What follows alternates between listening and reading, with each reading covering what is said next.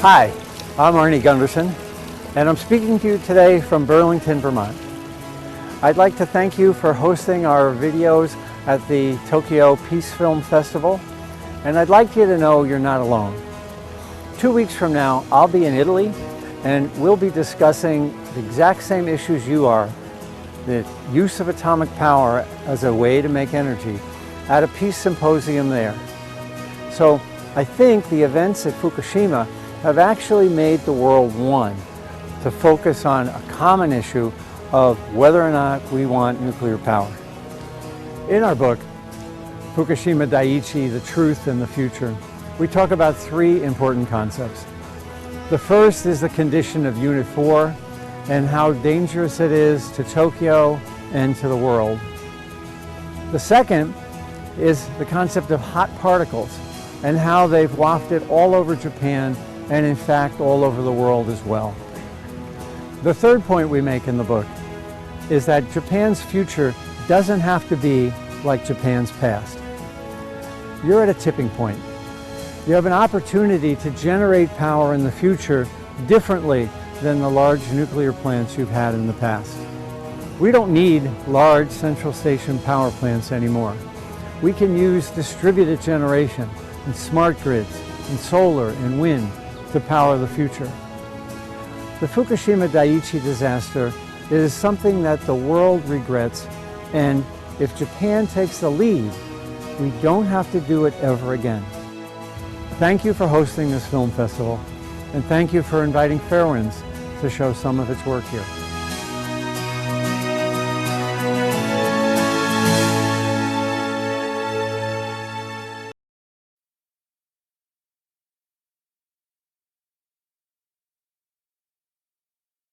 I'm Maggie Gunderson. I'm the president and founder of Fairewinds Associates and the founding director of Fairewinds Energy Education nonprofit. I'm here today with Arnie Gundersen, my husband and chief engineer for Fairewinds Associates. We're here today to talk to you about the triple meltdown at Fukushima Daiichi. We hope to answer all your questions. I wish we could have joined you in person, but I thank you for watching this video, and please send us any follow-up questions. We'll be happy to answer them. Now let's bring Arnie into this conversation. Arnie, how dangerous is the situation now at Fukushima Daiichi Unit 4, particularly in Japan with its continuous danger of earthquakes and seismic activity and chance for an additional tsunami? Unit 4 has always been my biggest concern. If you watched our website, on the very first week of the accident, I was saying that if Unit 4 were to catch fire, you'd have to evacuate Tokyo. As a matter of fact, the book that we wrote talks about that a lot. It's really important, and it remains the biggest concern that I have about the Fukushima site. Unit 4 has more fuel in it than any of the other units in the complex. But more importantly, it has the most recently used nuclear fuel. And all of that fuel is outside of the containment.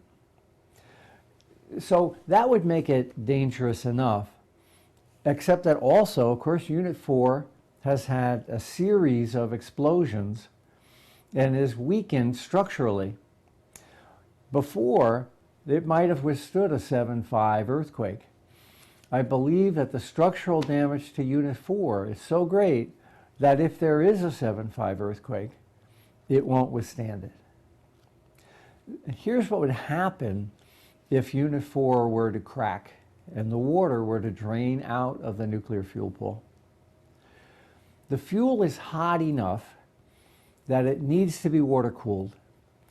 And if air is all there is cooling the fuel, it will burn. It will burn the zircaloy cladding on the fuel, will react with the oxygen to create a fire. And it's a fire that once it starts can't be put out by water. water would make it worse. So the nuclear fuel would have to burn completely before the fire would ever go out. Now, in the process, all that radiation would go up into the atmosphere and blow all over Japan and all over the world. There's as much cesium in the fuel pool at Unit 4 as there was in all of the atomic bombs dropped in all of the tests in the 1940s, the 1950s, the 1960s, and into the 1970s. All of the above ground testing has less cesium in it than is in the reactor pool at Fukushima 4 right now. So it's a grave situation, and I don't believe that the Japanese government is moving fast enough. If there's no earthquake, the plan to remove the fuel slowly is going to be adequate. But we can't wait on Mother Nature. We have to quickly move that fuel out of that pool and onto the ground. The key here is quickly. The Japanese government finally, just this month, came up with a plan to build a building around the fuel pool building and begin removing the fuel in 2013 or 2014. Well, I said that that's what they needed to do on the Fairewinds site in an interview with Chris Martenson a year ago. These things have been evident, but TEPCO's not moving fast enough, and the Japanese government isn't pushing TEPCO to move fast enough either. I think the top priority of TEPCO and the top priority of the Japanese government should be to move that fuel out of that pool just as quickly as possible. And in the meantime, they need to strengthen that pool to make sure that it can withstand an earthquake. Remember, that pool is not in a containment. You can look down in a satellite and see the nuclear fuel. The roof is blown off. And that's what makes it dangerous. In America, we had the Brookhaven National Laboratory do a study to examine what would happen in a fuel pool fire. And the Brookhaven National Labs determined that there would be 187,000 people would develop cancer from a fuel pool fire. It's a serious concern. And I don't believe that Tokyo Electric and I don't believe that the Japanese government is taking it seriously enough. For the last year, I've been working with Akio Matsumura, and finally, it appears that the world community is listening to Akio Matsumura's concerns about the pool. We need to tackle this as a concerned world community and encourage the Japanese government and encourage Tokyo Electric to solve it quickly. Arnie, you mentioned cesium in your early discussion. Why is it important? What's the health effect of cesium? And are there any other radioactive isotopes that would have been released during the triple meltdown? Cesium is one of many radioactive isotopes that are created in a nuclear reactor. It's got a 30-year half-life, which means it hangs around for 300 years. And biologically, it mimics potassium. Now, you might remember if you have a muscle cramp, you eat a banana and it goes to your muscles and relieves the cramp. Well, cesium also goes to your muscles. It's called a muscle seeker. And when it goes to your muscles, it can cause cancer, but it can also cause a variety of other illnesses. The Brookhaven study only looks at cancer. It doesn't look at all the other things that radioactive cesium can do. In young children with rapidly developing muscles, and especially their heart muscle, it can create something called Chernobyl heart, which is damage to the heart muscle, which once it's damaged, never ever recovers for the life of the child. So cesium is just one of many isotopes, but it is relatively easy to measure and also biologically causes almost the most damage of any of the other isotopes that are in that reactor. In your discussion of Unit 4, you've talked about its hydrogen explosion. Is there any chance of a prompt criticality or a hydrogen explosion now at Unit 4? Would anything cause it to release more fuel or more radioactivity? The fuel in the fuel pool at Unit 4 has now been cooled for about a year after the accident, and it had been removed a couple of months before that. So the fuel is becoming cooler. It still needs to be water cooled for another 2 years, but it is much cooler than it was at the beginning of the accident. So the chances of hydrogen generation are much, much lower now than they were when the accident occurred. So I don't believe that we're going to see an explosion in the pool now, no matter what happens. My biggest concern is that if the pool loses water, then it's an entirely different story. So if there's a large seismic event that causes the building to topple or the pool to crack and the water to drain out, there's not enough cooling in the air of that fuel, and it will start to burn. Now the consequences of that are, depending on which way the wind's blowing, it could mean the evacuation of Tokyo as a worst case.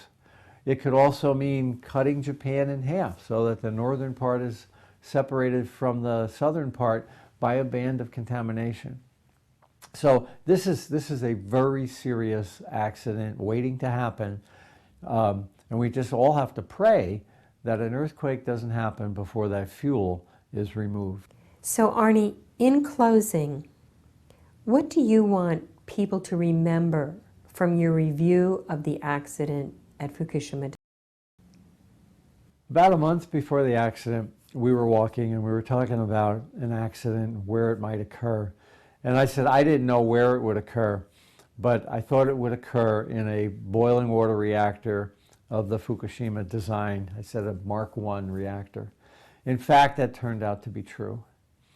But I think the bigger lesson from Fukushima is that this is a technology that can destroy a nation.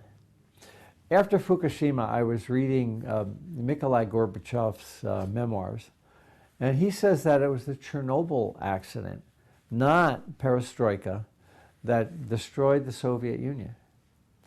So we had that information for 30 years, but yet we really didn't realize that it could happen elsewhere. So we know that the accident at Chernobyl was a causative factor in the collapse of the Soviet Union. And we know that the cost alone from the Fukushima Daiichi accident will easily go to $500 billion US over the next 20 years. That's enough to bring Japan to its knees. Well, Japan is at a tipping point. You have an opportunity here to change the way you use energy. And or Japan can go back and turn on all its nuclear reactors again and continue business as usual, and of course risk another accident. So you have a choice. You have the opportunity to change the way you use energy and change the way you distribute energy. You can create smart grids that share power from the north to the south and from the east to the west, where the frequencies are different. We can distribute our generation instead of having massive power plants in locations like Fukushima Daiichi and Fukushima Daiichi. We can distribute those power plants throughout Japan, throughout the world, with windmills, with solar power, with conservation, and with distributed small sources of generation. Those are all one way of doing it compared to the other which we are presently using, which is central station power. We needed central station power in the 20th century. Now with computers, we don't need central station power anymore. We can do it another way, and Japan can lead the way if it chooses to. If it leads the way, it'll have an export commodity that the rest of the world will want desperately. You have an opportunity here to change your country, and you also have a business opportunity here to sell to the rest of the world a product that we all desperately need. So the Fukushima Daiichi accident is the worst industrial accident in history. It's $500 billion. But it also can be an opportunity for Japan to change the way it does business and to create the economy for the 21st century and beyond with distributed generation and smart grids. I hope you choose that choice.